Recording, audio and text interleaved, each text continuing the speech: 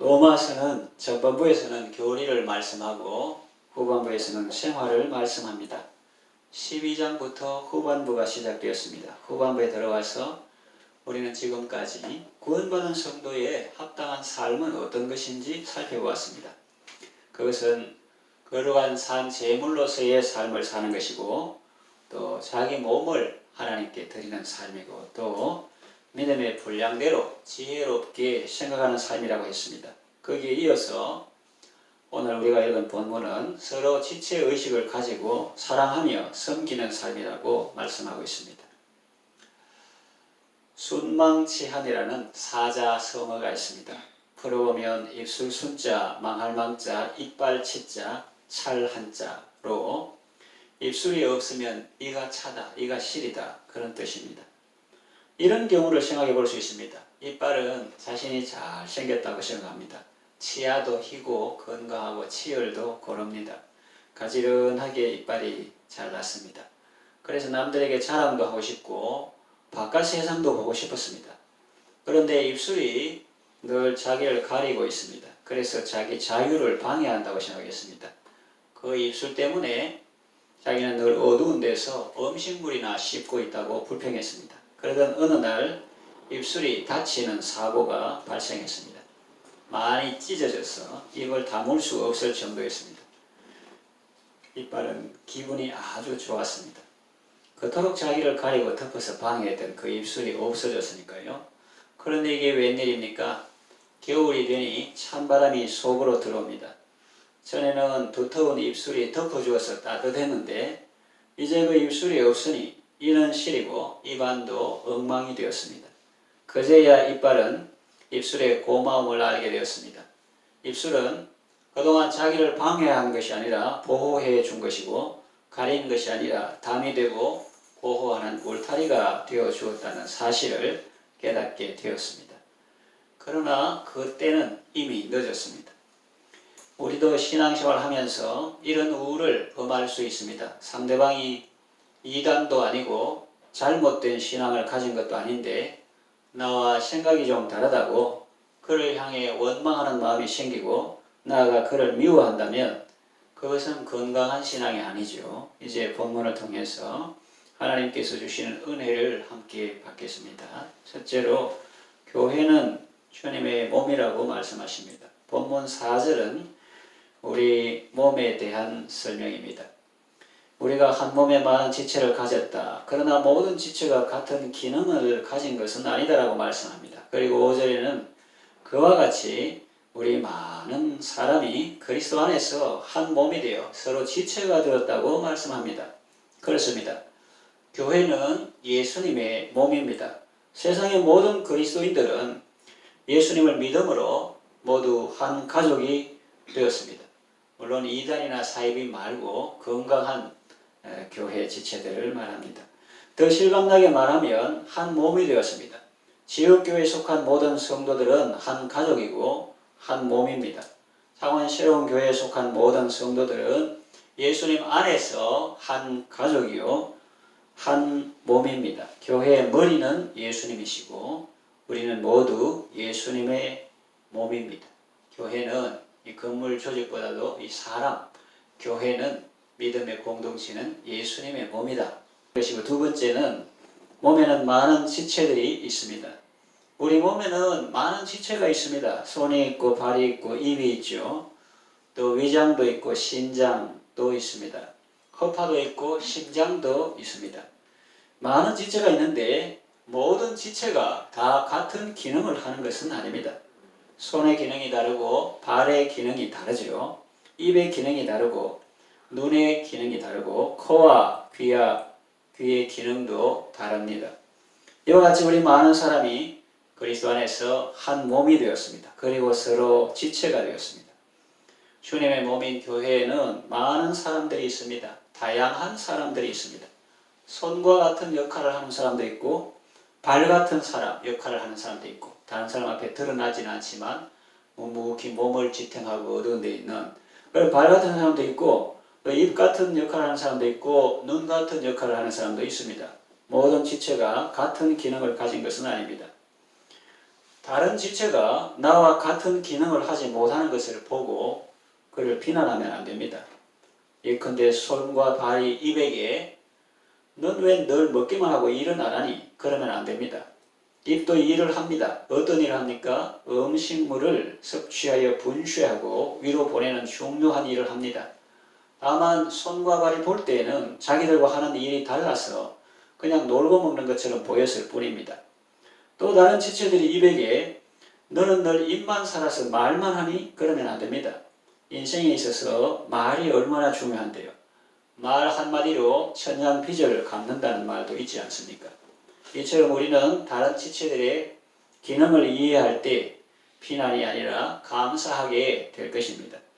그런가 하면 내가 다른 지체와 같은 기능을 하지 못하는 것을 생각하고 낙심하거나 비관할 필요도 없습니다.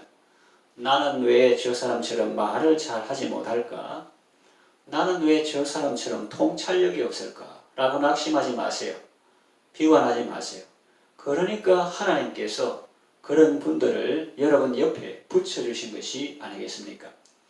우리가 다른 지체들을 사랑하고 존중할 때 우리의 공동체는 더욱 건강해지고 더욱 풍성해질 것이며 하나님께서 주신 다양한 은사를 인해서 감사하게 될 것입니다. 몸에는 많은 지체가 있으며 각 지체는 받은 은사가 각각 다르기 때문에 자기에게 주신 은사와 재능을 살려서 기쁨으로 섬기면 됩니다.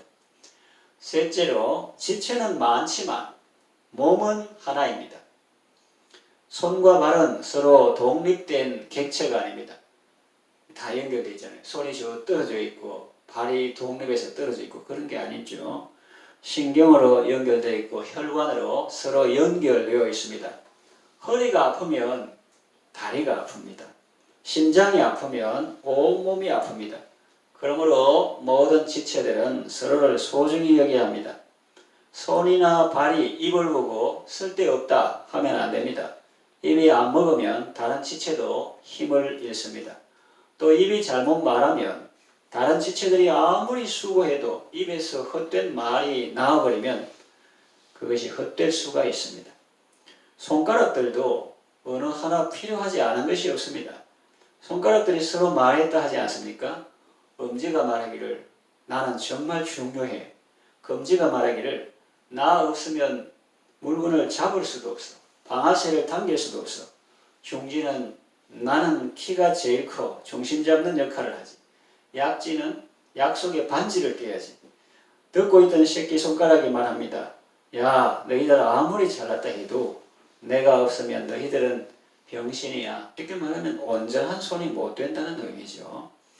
이처럼 교회 모든 지체들은 서로 연결되어 있습니다.